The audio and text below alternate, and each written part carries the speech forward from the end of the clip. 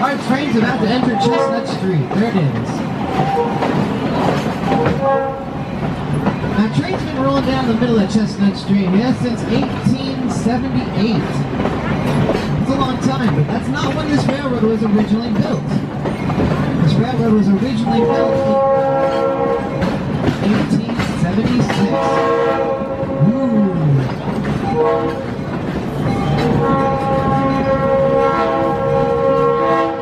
And when this railroad was originally built, it was actually about 5 blocks to the right of us and went down Pacific Avenue. That's Main Street of downtown Santa Cruz. It was a narrow gauge railroad, meaning the train tracks were only 3 feet apart from each other. A way cheaper way to build railroad tracks that was very popular in the late 1800s and early 1900s. This railroad was known as the Santa Cruz and Felton Narrow Gauge Railroad.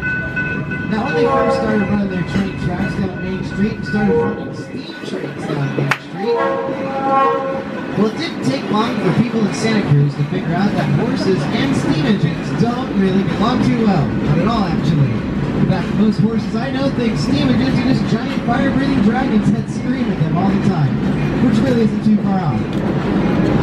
Now, since everyone in downtown's horses were getting really freaked out by the steam trains, well, the city of Santa Cruz passed a law making it illegal for the railroad to run their steam locomotives down Main Street, so they had to pull all their trains through downtown with horses. Now, this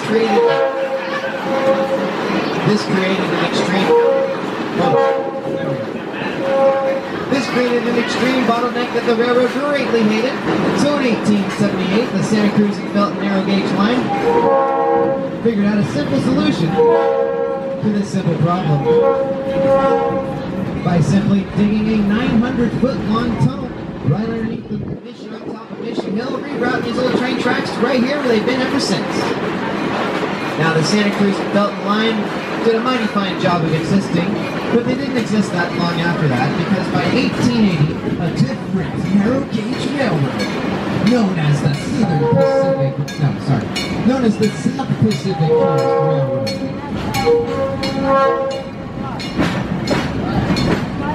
The South Pacific Coast Railroad began building train tracks from Alameda. They went south down the East Bay to San Jose to Los Gatos, and then through the Santa Cruz Mountains. It's the longest narrow gauge tunnels ever dug in history.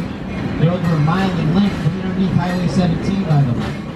They built all the way to Felton and then simply bought the Santa Cruz and Felton narrow gauge line and added the existing train tracks.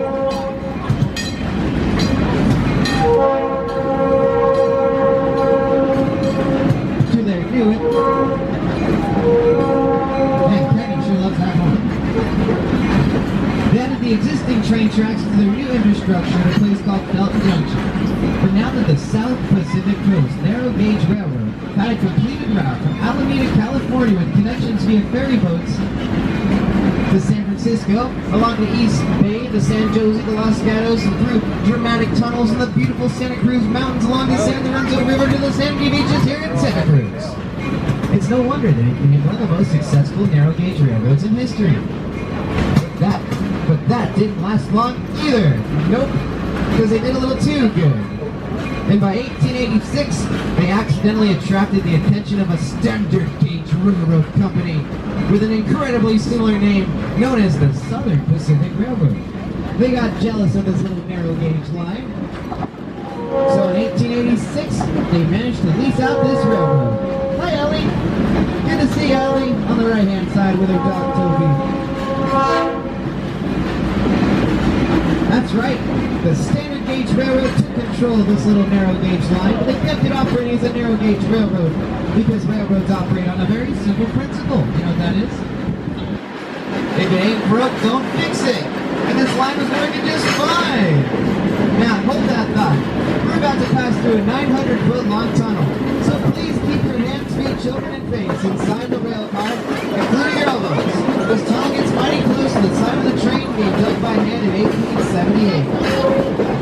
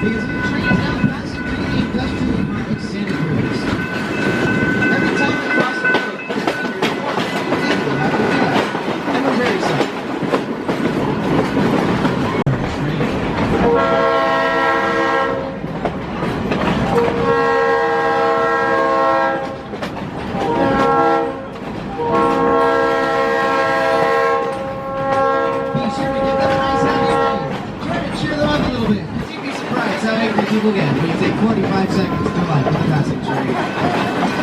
Usually, the southbound people are angrier than the northbound people.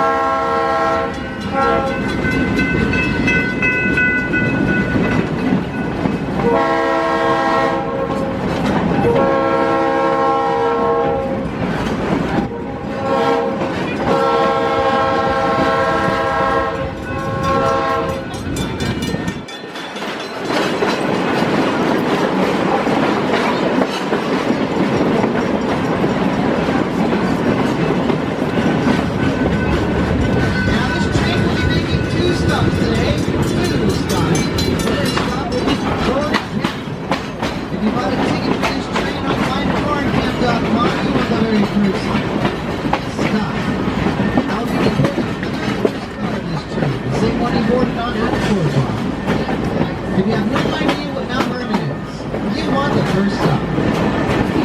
Put this line on the service. Since it was owned by a standard gauge company, they thought it'd be silly to dig a narrow gauge tunnel again. So they took this opportunity to redig that tunnel and also redig all of the tunnels of this mountain line to be wider to accept the larger standard gauge trains. They also straightened out some of the incredibly sharp curves of this railroad, and by 1909 they completed this conversion into a standard gauge railroad, and that's how these train tracks took the form you still see them today.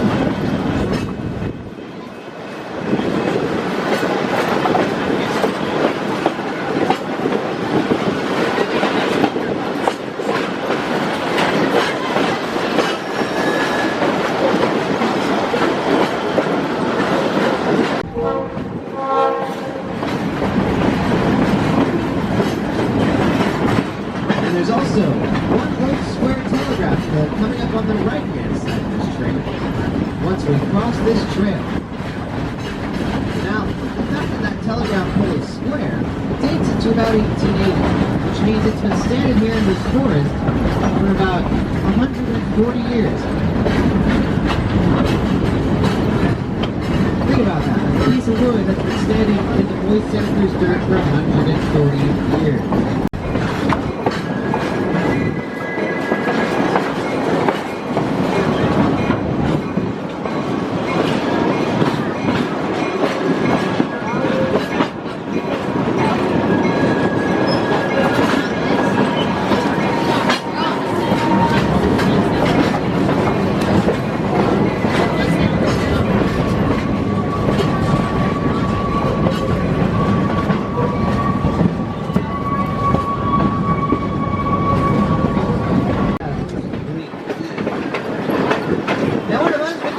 Told her about his intentions to chop them all down.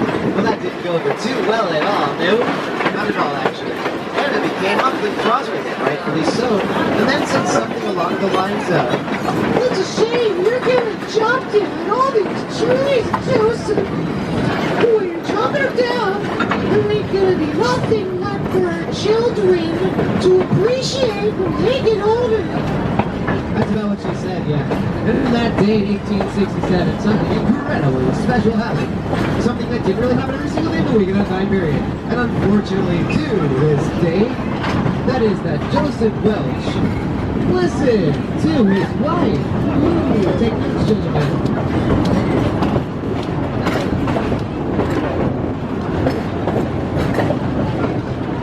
And thanks to Anna, all these trees you're just about to see around here are for future generations. Welcome to the old road forest. Thanks, Anna. Now the pizza property on the right-hand side of this train is still owned by the Welch family to this day.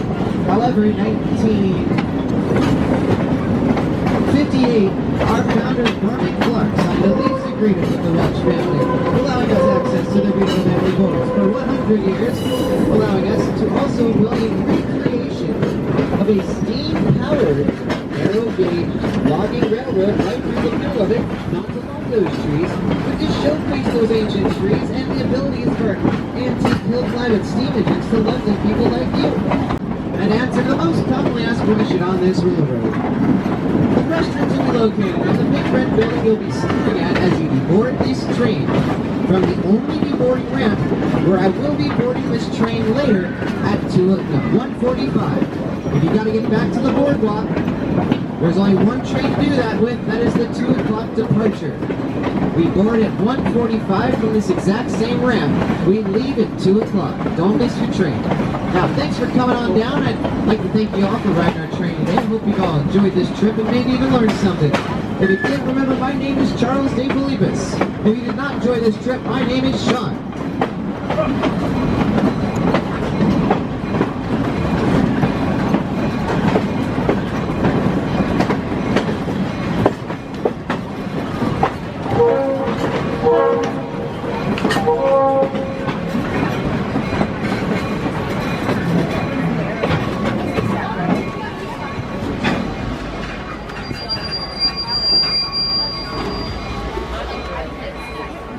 If you intend on getting off at Roaring Cat, please make your way up to this first car.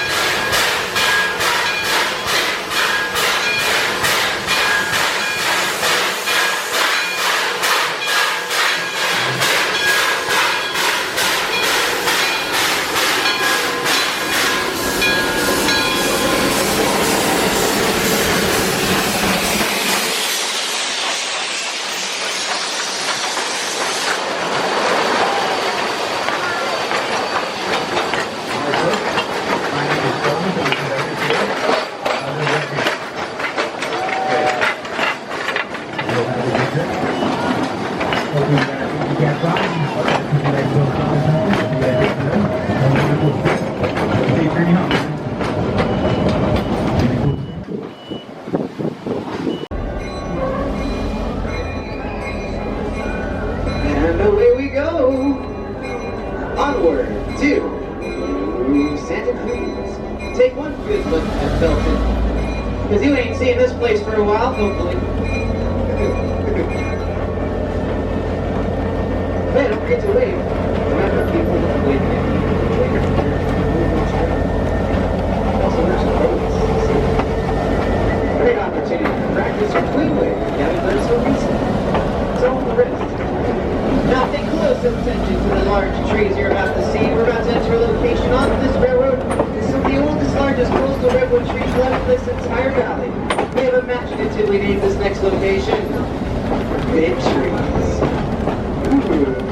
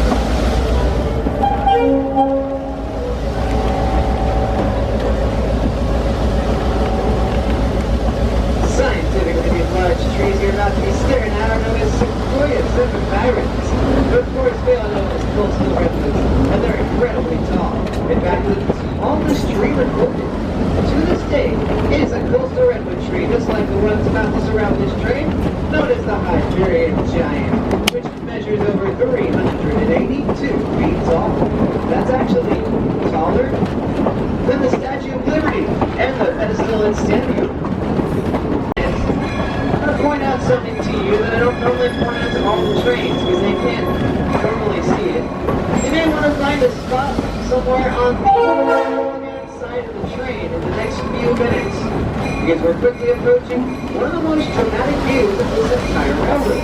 And usually my trains are so packed, people can't really move around. So we have some adjoining spots of this. Usually the left-hand side of the train is around the edge. This is the train that I can't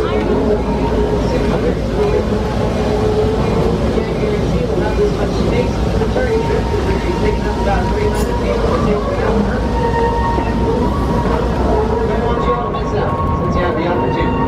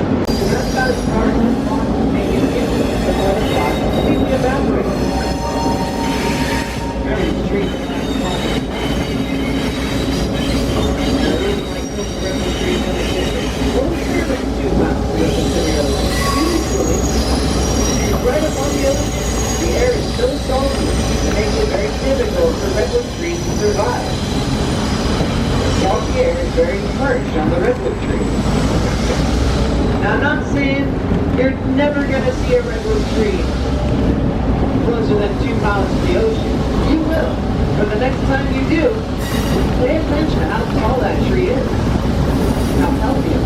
Almost like the big ones we were just looking at from that.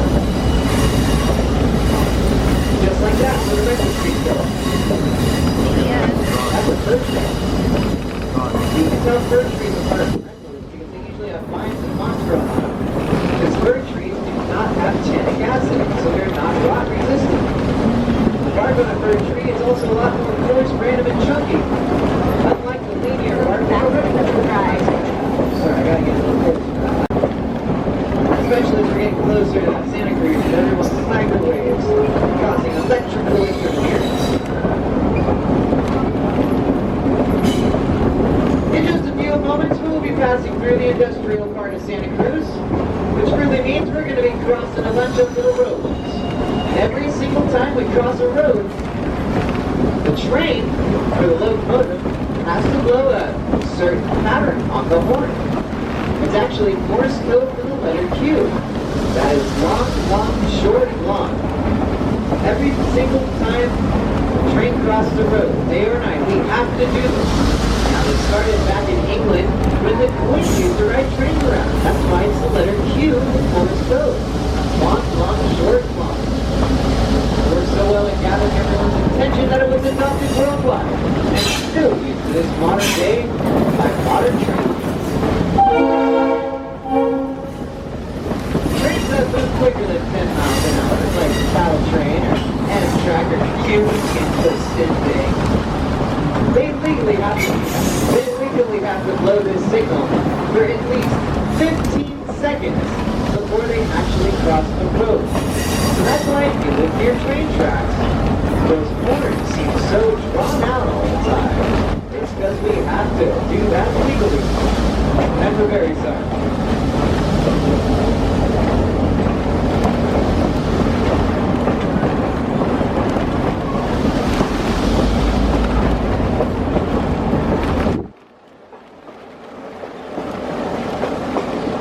Lovely lady waving at you from Vernon Street. Good to see her out there waving at you. Give her a nice happy wave back, or I'll kick you off. Because that's my lovely wife, Taylor. If you see Taylor out there on Vernon Street, give her a nice happy wave. She loves to wave at all my trains. I won't really kick you off. I was just being silly. Hey, there she is. An old black. Hey, honey. Coming up on the right-hand side of this train is a field behind some trailers. If you look carefully into that field behind the trailer, you might be able to catch a glimpse of a few llamas. That's right, llamas out here in Santa Cruz County. Llamas are not to be confused with alpacas. Llamas are much, much, much uglier. They're so sick. I found out the hard way. Don't get too close to those llamas. They're mean. Where are they at? They're those lazy llamas. Sometimes they're lying in the shade.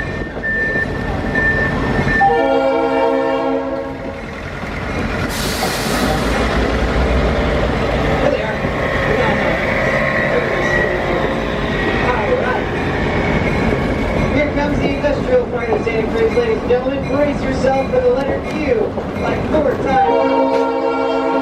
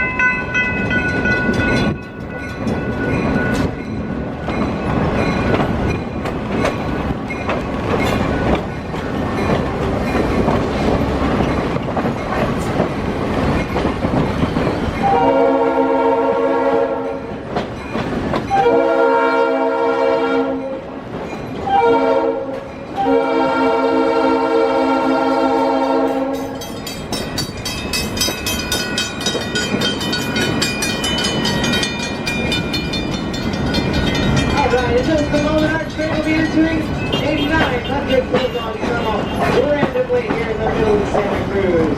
This tunnel was dug by hand in 1878 because it was against mighty close to the size of this train. So please keep anything you value inside the edge of the rail car. This includes your face, your elbows, your hands, your children, your feet. Keep anything you value inside the edge of the rail car as we pass through this 900 foot long tunnel. Now dug in 1878, this tunnel passes underneath the church's parking lot on top of us.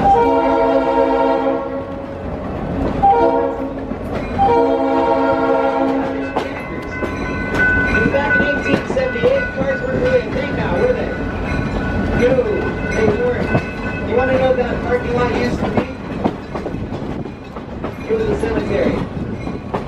Yes, this train used to go under a cemetery. Weird. Kind of gross. But don't worry.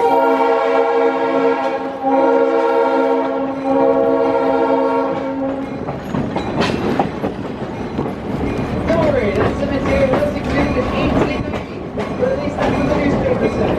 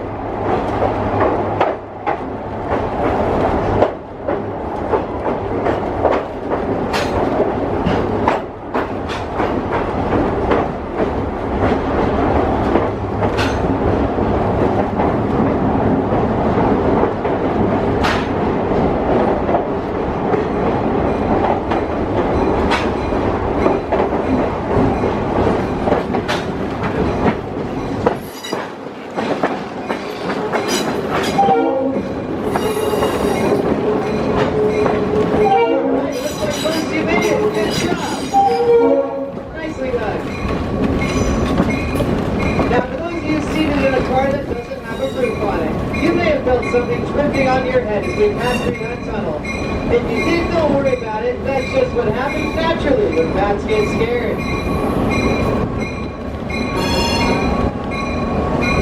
No, I'm just messing with you, don't worry. The city ought to fix that sewer pipe pretty soon. No, I'm still pulling your leg, don't worry. That's actually somebody's well. They dug through it in 1878 and it still leaks to this day. On the left-hand side, you may see a lovely lady waving at you. Two lovely ladies. No, one lovely lady and her boyfriend, and her dog Toby. That's Ellie out there, waving at you from the yellow house, and her boyfriend and her dog Toby. Sorry about that, but I got bad eyesight. She's been waving at the train since she was like 3. Isn't that cute? We've now entered Chestnut Street. Believe it or not, Chestnut Street was originally built wide enough to support 2 flowing lanes of traffic and a train going right down the middle of it. But unfortunately, most people in Santa Cruz County get stopped dead in their tracks whenever they see a train coming out the middle of the road causing a traffic jam. So give them a nice happy wave. And on the left-hand side, we're in for a special treat. Because on Chestnut Street, we have 2 ancient crossing devices known as big-wax signals. There's only a handful of these left in the entire United States that still operate, and here we got 2 of them. So look at these little crossing devices on the left-hand side. They've been here for 100 years, actually over 100 years, guarding these fabulous street crossings. You've probably seen scenes like this in any movies portraying the old 1900s. Or even cartoons, like Looney Tunes. They always got big wax signals in them. Now, if you were to go straight up in the air by about 100 feet from directly ahead of our train in the direction we are traveling, you would see the Santa Cruz Beach Boardwalk ahead of us. To the left. But in a moment, we're actually going to go to the right, away from the boardwalk for just a few moments. We're going to enter a very large large triangle of train tracks. Once the end of our train clears the triangle of train tracks, I'm going to change the train tracks behind us. And then we're going to proceed backwards into the boardwalk. We're going to go down a one-way street to get to the boardwalk. And entering the boardwalk, we're going to go with the flow of traffic. It's usually a little easier, so we like to back in. But later, once this train leaves the boardwalk at 4 o'clock sharp, don't miss it. We board at 3:45 or sooner. We then get to go against traffic on a one-way street with the train in front of the boardwalk. Yeah, it gets a little crazy. Kind of helps to have a locomotive on the front when you try that. You can kind of get out the way a little quicker. So that's why this train's about to move backwards, so don't freak out when the train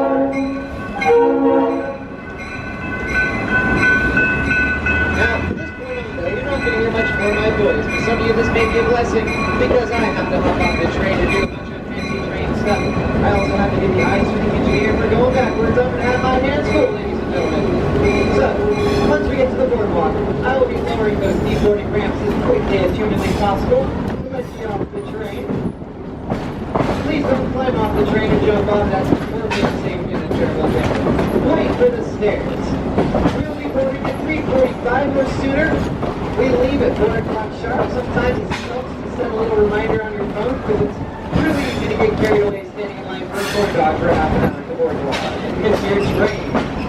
There's only one train that'll get you back to Roaring Camp. That is the 4 o'clock departure. All right, ladies and gentlemen, thank you for riding our train today. I hope you all enjoyed this trip and maybe even learned something.